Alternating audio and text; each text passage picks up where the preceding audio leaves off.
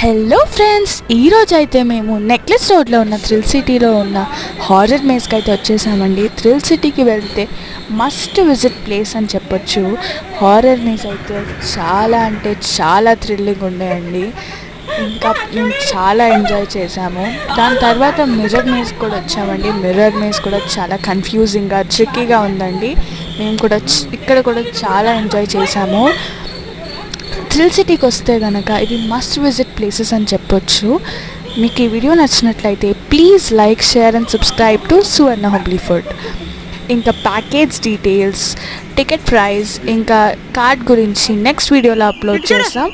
So stay tune. Thank you for watching this video. Bye bye.